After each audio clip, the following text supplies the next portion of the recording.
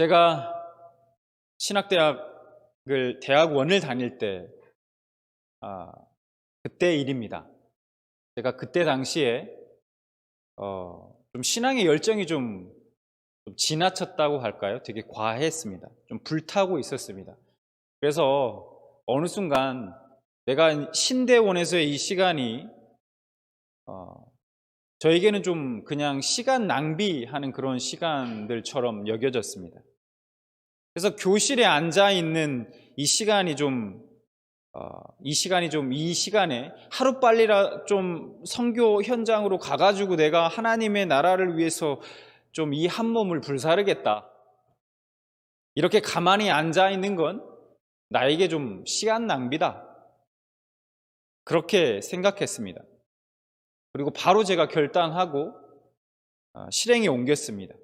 그리고 중국에 이제 선교하러 가겠다고 가족들에게 다 그날로 바로 이제 통보했습니다. 제가 지금 생각해도 그때 내가 왜 그랬을까 이런 생각이 듭니다. 그래서 좀 창피한 마음이 들기도 하고요. 그래서 그렇게 이제 배낭 하나에 짐도 이제 많이 필요 없으니까 배낭 하나에 짐을 간단하게 싸가지고 중국으로 갔습니다. 물론 뭐 그냥 무작정 간 건 아닙니다. 중국에 이제 알고 있는 교제하고 있었던 선교사님이 계시긴 했습니다. 아무튼 여러분, 제가 그렇게 중국에 가서 사역을 잘하고 하나님이 기뻐하시는 그 어떤 계획대로, 열정대로 그렇게 열심히 사역을 잘해서 열매들을 많이 맺히고 그랬을까요? 중국에서의 저의 시간이 어땠을까요? 그렇게 갔을 때 여러분들도 아마 어느 정도 예상은 하실 것 같다는 생각이 듭니다. 아무것도 못하고 그냥 죽도록 고생만 하고 결국 6개월 만에 다시 돌아오게 됐습니다. 그렇게 돌아왔는데요, 너무 속이 상하는 겁니다. 자존심도 상하고 가족들 볼 면목이 없는 겁니다. 그렇게 막 나는 하나님을 위해서 내 한 몸 불사르겠다 하고 가지 말라는 걸 다 말라고 얘기하는 걸 다 만류하고 난 가겠다라고 뿌리치고 간 건데 6개월 만에 돌아왔으니 무슨 볼 면목이 있겠습니까? 그래서 하나님께 따져 물었습니다. 하나님, 도대체 이게 뭡니까? 아니, 나조차고 내가 이거 다 포기하고 지금 중국으로 선교하러 갔습니까? 아니, 하나님을 위해서, 하나님 나라를 위해서 간 건 아닙니까? 근데 이게 뭐죠? 나한테 이게 왜 이러십니까? 왜 이런 상황을 만드십니까? 그렇게 바보 같은 원망 섞인 한탄들을 하나님께 쏟아 놓았습니다. 그렇게 하나님 앞에 한참 제가 눈물을 쏟으며 이렇게 기도하고 있는데 하나님이 제 마음 가운데 이런 말씀을 주셨습니다. 그래서 제발 좀 가만히 있지 않을래?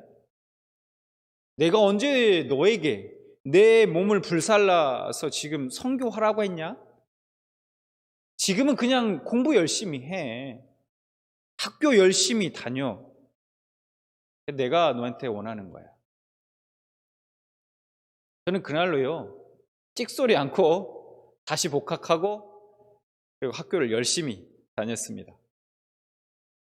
학교를 다니면서 순간순간 그래도 제 안에 있는 그 꿈틀대는 열정들이 막 꿈틀꿈틀대고 그것들을 억누르고 이렇게 학교를 다녔습니다.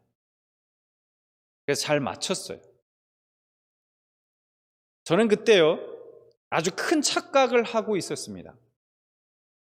내가 하나님의 일을 열심히 하면 하나님께서 날 도와주실 거야. 내 모든 걸 드리고 내 자신을 희생해서 하나님 앞에 다 드리면, 그렇게 헌신하면 하나님이 무조건 기뻐하실 거예요. 하나님 좋아하시겠지. 여러분, 맞지 않습니까? 너무 맞는 말 아닙니까? 내 열정을 불살라 하나님의 나라를 위해서, 하나님의 영광을 위해서 내가 내 자신을 헌신하고 내 삶을 드리는 거, 이거 맞죠? 어떤 분은 이렇게 생각하실 수 있어요. 참 대단하다. 그렇게 생각하실 분도 계시리라 생각합니다. 없으신 것 같아요. 저만 그렇게 생각할지 모르지만 어쨌든 혹시 그렇게 생각하실 분도 계실 수 있지 않습니까? 그런데 여러분, 아니라는 거예요. 그게 내 믿음, 내 신앙의 법칙으로, 즉 하나님의 말씀, 하나님의 뜻보다 앞선 내 생각, 내 판단으로 시작된 그 어떤 것이라도, 그것이 설사 자신의 모든 삶을 하나님께 바친다고 해도 그것은 하나님이 원하시는 바도 아니요, 오히려 때론 하나님의 이 일을 그르치고 방해하는 방해꾼밖에 안 되더라라는 겁니다.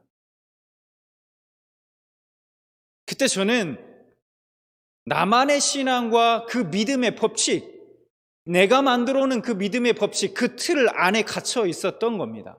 내가 너무나도 당연하다고 생각하고 맞다고 생각했던 그 신앙의 법칙들이 틀릴 수 있다는 사실에 대해서 저는 생각지 못했던 거예요. 하나님 앞에 묻지 않았습니다. 내가 만들어 놓은 신앙의 법칙 틀 안에서 당연히 그럴 거다, 하나님은. 그냥 이렇게 생각했던 겁니다.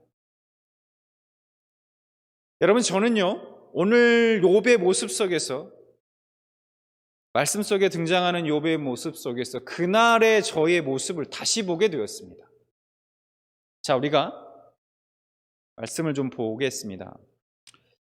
욥기, 지난주에도 계속 봐왔던 욥기 1장과 2장을 앞서 봤던, 우리가 먼저 살펴봤던 1장과 2장에서는 욥이 어떤 사람이었는지, 욥이 어떠한 불행한 고난의 사건을 만났는지에 대한 그 이야기가 기록되어 있습니다. 우리는 욥기 1장과 2장에서 믿음으로 자신이 당한 모든 그 고난을 끝까지 극복한 그 욥을 만나게 됩니다. 그러나 우리는 오늘 욥기 3장에 들어서 상황이 좀 바뀌기 시작합니다. 욥기 3장의 주된 내용이 뭐냐? 이유를 알 수 없는 그런 갑작스러운 고난을 만난 욥이 자신의 신세를 막 한탄하고 자신의 서름을 막 하나님 앞에 쏟아놓는, 토해내는 그런 이야기가 오늘 3장에 기록되어 있습니다.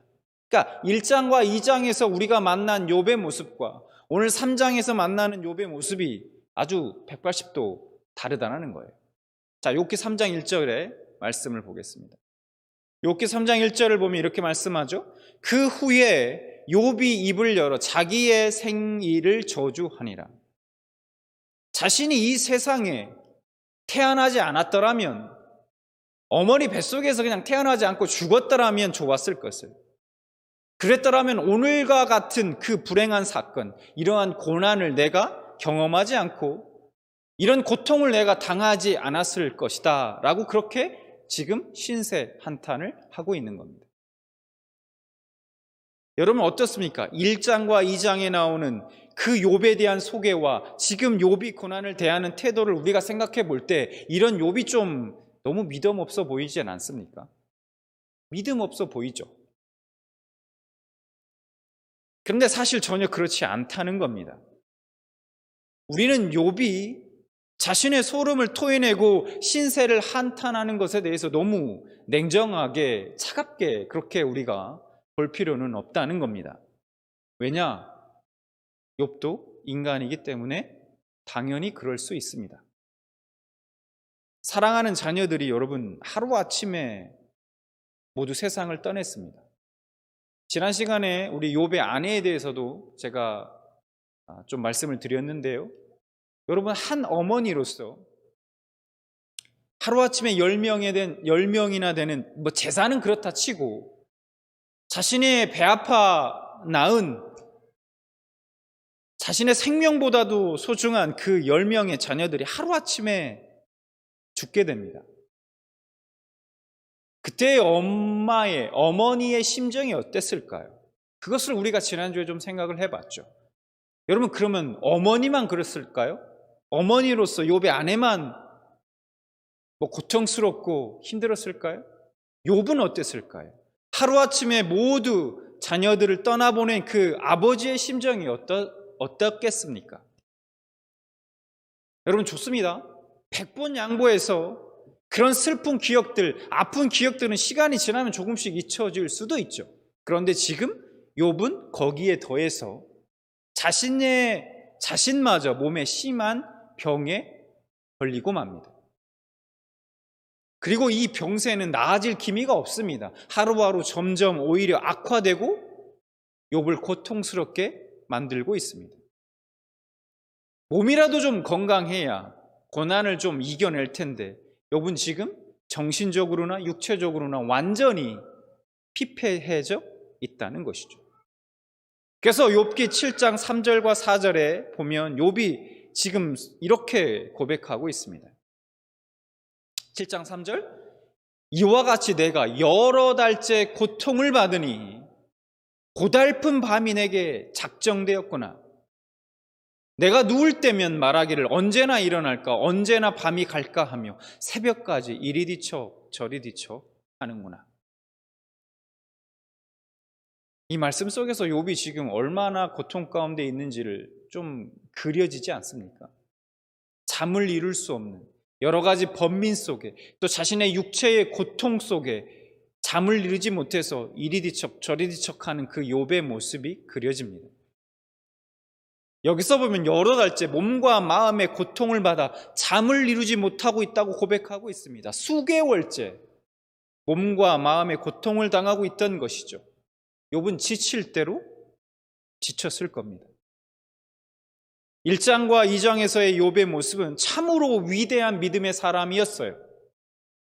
그러나 3장부터는 욥 역시 연약한 인간에 불과하다는 사실을 우리에게 보여주고 있다는 것입니다. 만약에 욥기가, 이 욥기서가 1장과 2장으로만 딱 끝났다면 어땠을까요? 그러면 우리는 이렇게 얘기할 겁니다. 참 이 욥의 신앙은 참으로 위대한 신앙이다. 이상적인 믿음이다. 우리 그리스도인들은 이 욥의 신앙을 다 본받아야 한다. 욥을 봐라.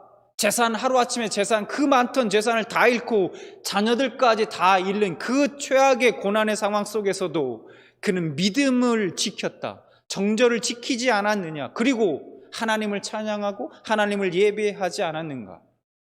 우리는 그의 믿음을 본받아야 한다. 그렇게 선포하고 도전을 주었을 겁니다.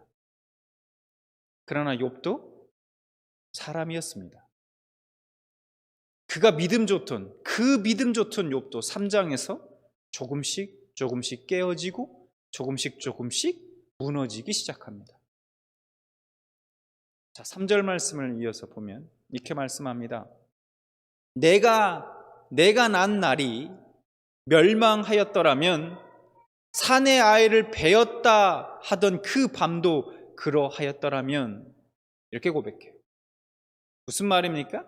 자신이 태어난 날이 세상에 그냥 멸망의 날이었더라면 얼마나 좋았을까 라고 말하고 있습니다. 그랬더라면 자연스럽게 자신도 그때 죽었을 텐데, 그랬더라면 지금과 같은 그 고통과 고난을 내가 당하지 않았을 건데 라는 겁니다. 이어서 7절 말씀을 좀 보면, 그 밤에 자식을 베지 못하였더라면, 그 밤에 즐거운 소리가 나지 않았더라면, 지금 욥은 더 나아가 이제 아예 자신의 부모가 자신을 베지 않았더라면, 즉 임신을 하지 않았더라면 좋았을 건데 라고 그렇게 한탄하고 있습니다.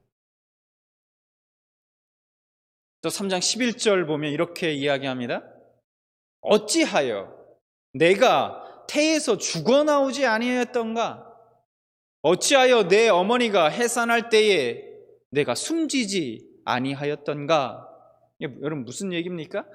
자신이 어머니 뱃속에서 그냥 태어나지 않고 죽었더라면 얼마나 좋았을까?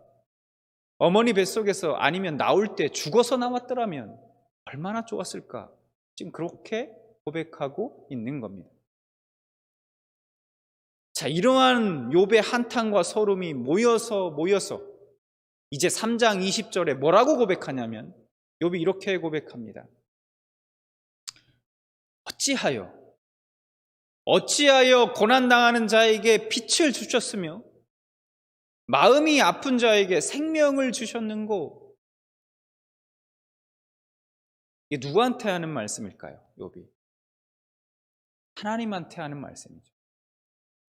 즉 하나님이 자신을 이 세상에게 태어나게 하셔서 빛을 보게 하시고 생명을 주셔서 이러한 지금의 고통, 이러한 아픔을 당하고 있다는 것입니다. 왜 내게 하나님 빛을 보게 하셨습니까? 왜 내게 하나님 생명을 허락하셨습니까? 차라리 이 땅에 태어나지 않고 차라리 죽었으면 이러한 고통을 당하지 않았을 거라는 겁니다. 욥이 자신을 이 땅에 태어나게 한 하나님에 대해서 지금 불평을 쏟아놓고 있는 것입니다. 문득 이런 생각이 들었습니다. 만약에 여러분이 이 욥이 하고 있는 이런 말들, 이런 불평의 말들을 여러분의 자녀들이 여러분에게 이렇게 하게 된다면, 그걸 듣게 된다면 어떠실 것 같습니까? 어떤 마음일 것 같아요? 드라마 보면 그런 이야기들 많이 나오지 않습니까? 엄마가 해준 게 뭐 있어? 나를 왜 태어나게 해가지고 아무것도 해준 것도 없이 이렇게 힘들게 만드냐? 이 부모의 심정에서는 억장이 무너지는 거 아닙니까? 우리가 욥의 심정도 솔직히 충분히 이해되지만 이런 말을 듣고 계신 하나님의 심정은 또 어떠셨을까? 잠시 생각해 보게 됩니다. 자, 아무튼 이렇게 불평을 하나님 앞에 자신의 신세를 쏟아놓고 있는 욥이 그렇게 하고 있지만, 그렇다고 해서 욥이 지금 하나님을 부정하거나 하나님을 부인하지는 않습니다. 그는 여전히 하나님을 믿는 신앙인으로서 서 있다는 거예요. 그러나 하나님을 믿는 신앙인으로서 자신의 지식, 자신의 경험, 그동안의 자신의 어떤 믿음과 신앙, 그걸로는 도저히 납득이 가지 않고 받아들일 수 없는 이 고난 앞에서 하나님을 향해 불평의 말을 쏟아내는 그러한 자리로 지금 떨어지고 말았다는 것이죠. 그런데요, 우리가 이런 욥을 정죄할 수 있을까요? 그렇다고 한들 우리가 이런 욥을 정죄할 수 있을까? 사실 우리가 욥을 정죄하거나 손가락질할 수 없습니다. 왜냐? 인간이라면 그 누구라도 그럴 수 있기 때문입니다. 욥의 이러한 모습이 또한 우리의 모습이기도 하기 때문이죠. 욥은 오늘 본문에서 차라리 저를 태어나지 않게 하시든지 태어날 때 죽도록 내버려 두시지 그랬습니까, 하나님? 라며 그렇게 하나님 앞에 따지고 있습니다. 나중에는요, 아무런 이유 없이 의로운 자신에게 이러한 고난을 허락하신 그 하나님은 불의한 하나님 아닙니까? 라고 그런 의문을 품기도 합니다. 하나님은 이러한 욥의 불만과 불평에 대해서요, 이상하게 정죄하지 않으십니다. 왜냐하면 하나님도 연약한 욥이 인간이라는 사실을 아시고 이해하셨기 때문입니다. 오히려 나중에 직접 하나님이 욥을 만나 주심으로 하나님 앞에 따졌던 욥 스스로를 부끄럽게 하십니다. 그러므로 스스로 뉘우치게 하시고 하나님 앞에 회개하도록 이끄십니다. 그래서 욥기서의 마지막 장인 42장 6절에 보면 욥이 스스로 이렇게 고백합니다. 그러므로 내가 스스로 거두어드리고 티끌과 재 가운데서 회개하나이다. 하나님 앞에 욥이 고백합니다. 자, 그런데 여러분, 우리가 이쯤에서 생각해 볼 문제가 하나 있습니다. 그것이 뭐냐? 오늘 욥의 이런 불평이 나오게 된 원인이 뭐냐는 거예요. 욥이 이토록 하나님 앞에 자신의 신세 한탄을 하고 이러한 불평을 쏟아놓게 된 원인이 무엇이냐 하는 것이죠. 그 근본적 원인이 여러분 욥에게 있습니까? 아니면 하나님께 있습니까? 근본적 원인은 하나님께 있는 것 아니냐는 거예요.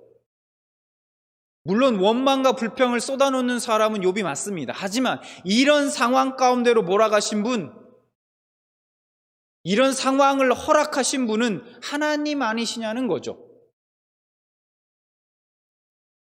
자, 어쨌든 분명한 사실은 욥이 받고 있는 이러한 고난은 욥의 죄로 인한 것이 아니라는 것은 1장과 2장에서 이미 밝혀졌습니다. 그러니까 욥이 어떤 죄 때문에 뭔가 잘못해서 이런 고난을 당하지 않은 것, 이런 고난이 당하는 것이 아니라는 것은 1장과 2장에서 이미 밝혀졌다는 거예요. 또 이런 인간이 감당할 수 없는 이런 극한의 상황 가운데서 불평을 토해낼 그거 하나님이 모르셨을까요? 아셨겠죠. 이런 극한의 상황 가운데 누가 과연 하나님 앞에 이런 불평 혹은 이런 신세 한탄 이런 것조차 하지 않을 수 있을까? 그러니까 하나님이 그걸 모르셨을까? 아닐 거라는 것이죠. 자, 욥기를 보면 하나님이 욥을 그러니까 완전히 코너로 몰아가셔요. 욥은 계속해서 하나님만 바라보려고 하고 하나님만 의지하려고 하고 하나님께 원망하지 않으려고 하고 불평하지 않으려고 하고 애쓰고 힘씁니다. 이를 악물고 끝까지 참고 견디고 그렇게 하려고 해요. 그런데 그렇게 견디고 참고 있는 인내하는 욥을 계속해서 한계치로 몰고 가십니다. 코너로 몰고 가세요. 누가요? 하나님이. 그리고 마침내 욥의 입에서 불평이 나오도록 만드시는 것을 볼 수 있다는 거죠. 왜 하나님이 욥에게 이렇게까지 하셨을까요?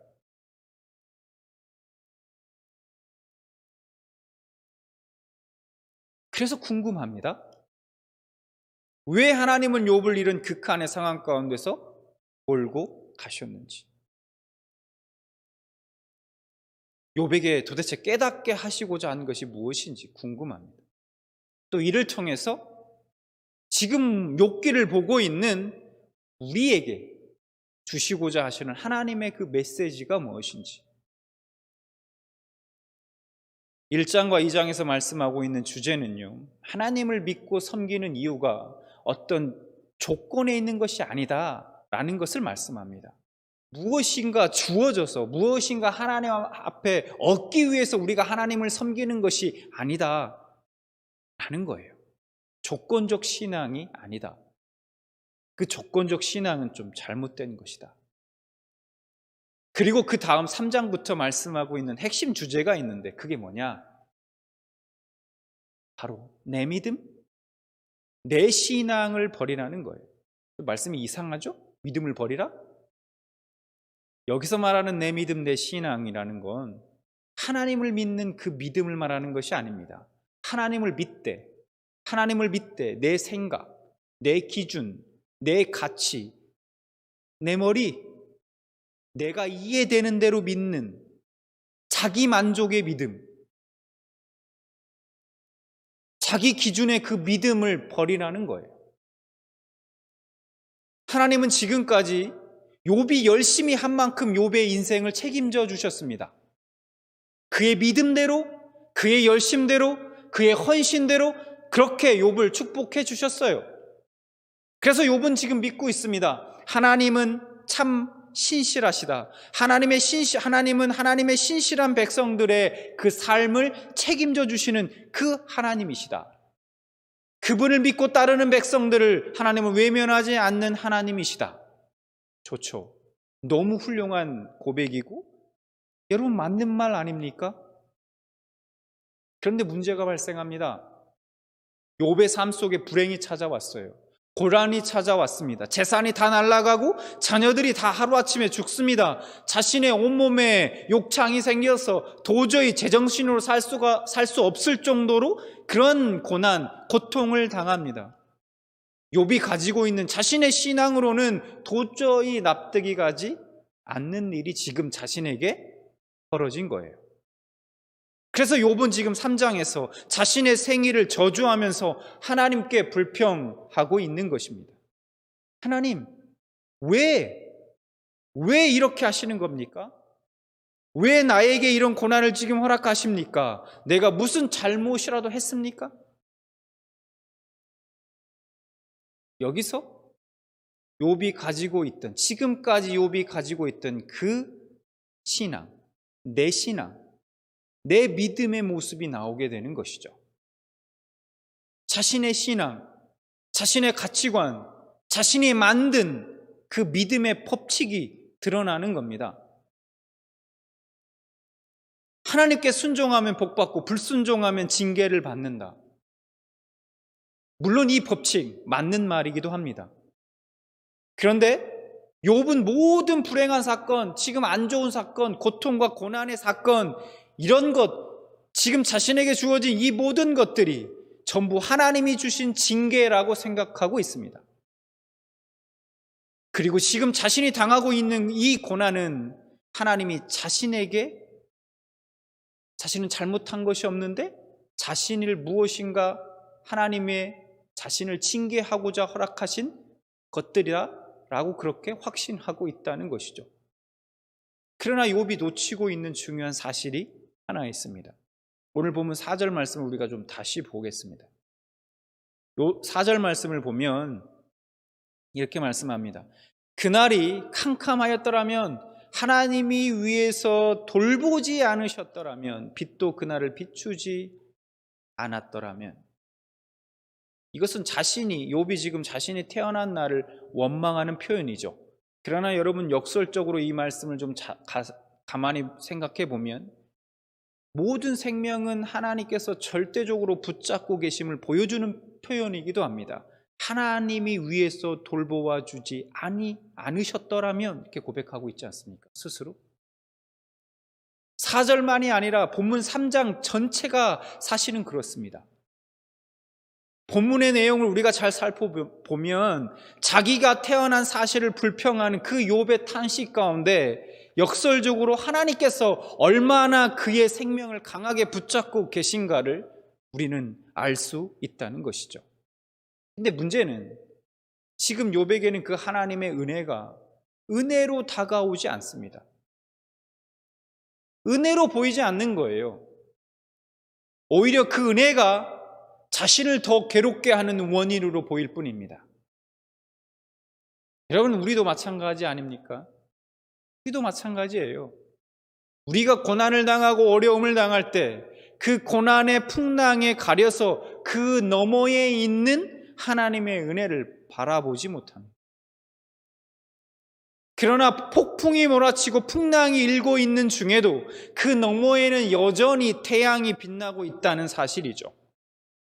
그 은혜를 기억하지 못하게 하고 바라보지 못하게 하는 것이 무엇입니까? 바로 자신만이 만들어낸 믿음의 법칙. 그 믿음의 법칙 때문이라는 거예요. 여러분, 지금 욥은 자신의 반평생 죄 안 짓고 하나님을 경외하며 살았는데 자신에게 불행한 사건, 고통과 고난의 사건들을, 그런 것들을 주신 것이 도저히 납득이 되지 않습니다. 고통과 고난은 지금까지 그의 생각은 이런 거예요. 고통과 고난은 불순종하는 자들에게만 오는 것인데, 아니 적어도 자신은 그러한 고통과 고난을 당할 만한 어떤 큰 죄를, 큰 잘못을 하지 않았는데, 아니 왜 내가 이런 고통을 당해야 하는가? 내가 왜 이런 고난을 당해야 하지? 그는 그렇게 생각했던 것입니다. 우리도 욥처럼 우리들 마음대로의 믿음의 법칙을 만들어내고 있습니다. 가지고 있어요. 내 믿음, 내 신앙의 틀 안에 하나님을 가두려고 합니다. 그래서 이유를 알 수 없고 이해되지 않는 그런 고난을 당할 때, 그런 고난이 찾아왔을 때, 어떠한 불행한 사건에 직면할 때 우리는 하나님께 외칩니다. 하나님, 왜 저한테 이렇게 하십니까? 하나님은 자신이 만들어낸 이런 믿음의 법칙들을 깨트리시기를 바라십니다. 욥기에서도 역시 욥 자신이 만들어낸 이러한 신앙의 법칙을 깨트려 버리시기를 원하셨던 것입니다. 고난과 환난이라는 것 자체가 아니 무슨 꼭 잘못을 했기 때문에 당하는 것이 아닙니다. 하나님만 아시는 뜻 가운데 하나님의 섭리 가운데 허용될 수 있는 것임을 알려주기 위해서 그렇게 하신 것입니다. 아주 쉽게 말하면 솔직히 하나님 마음이라는 거예요. 여러분, 하나님이 이 세상을 창조하신 이유가 뭡니까? 여러분, 하나님이 굳이 수많은 사람들 중에서 아브라함을 믿음의 조상으로 택하신 이유가 뭘까요? 하나님 마음입니다. 하나님의 영광과 그분의 기뻐하심을 위해서, 그분의 선하신 뜻을 위해서 그렇게 하신 것입니다. 인간이 이해할 수 있는 그런 이유가 없다라는 거예요. 하나님만 아시는 하나님의 뜻 때문에 그렇게 하신 것입니다. 그런데 우리는 자꾸 우리가 이해할 수 있는 이유를 찾으려고 합니다. 내가 이해하지 못하면 하나님을 원망하고 또 하나님을 떠나려 하고 한다는 것이죠. 그리고 우리의 생각과 이성과 그 이해의 그릇 안에 하나님을 자꾸 가두려고 합니다. 하나님이라면 반드시 이렇게 하셔야 해. 내가 믿는 하나님은 반드시 이런 분이야. 내가 믿고 싶은 하나님, 내가 바라는 하나님의 그 모습으로, 그 하나님의 상으로 스스로 만들어내는 오류를 범합니다. 앞서서 말씀드렸듯이요, 저도 그랬습니다. 저는 하나님이 기뻐하실 줄 알았어요. 내 자신을 불살라 드리면 지금 당장 가가지고 하나님을 위해서 복음을 전하고 내 삶을 드리고 하나님 앞에 그렇게 하나님 나라를 위해서 헌신하면 하나님은 무조건 기뻐하실 줄 알았어요. 아니더라는 거예요.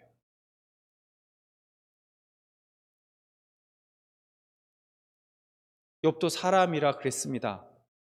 자신의 선행과 의로움을 신뢰했어요. 그리고 하나님은 이러한 자신을 복 주셔야 한다고 믿었습니다.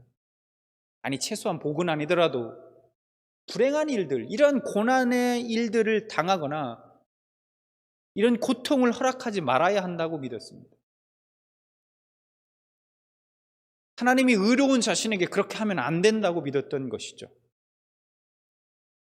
하나님은 그런 욥의 내 믿음과 내 신앙의 그 신념들을 모두 깨뜨리고 계신 것입니다. 마찬가지로 하나님은 우리 각자의 내 믿음, 내 신앙을 깨뜨리길 원하십니다. 이것이 여러분에게 고통일 수 있어요. 아픕니다. 잘 안 돼요. 그럴 수 있습니다. 알아요. 하지만 그것이 여러분에게 궁극적으로 복이 됨을 기억하시기 바랍니다. 하나님을 나의 생각과 나의 신념, 그 이해의 그릇 안에 묶어두고 담아두려고 했던 그 교만했던 우리의 모습들이 있다면, 여러분의 모습들이 있다면 우리가 회개하고, 욥을 깨뜨리신 그 하나님이 또한 철저하게 나를 깨뜨리셔서 하나님의 높고 크고 그 기쁘심을 더욱더 알게 되시기를 주님의 이름으로 축원합니다.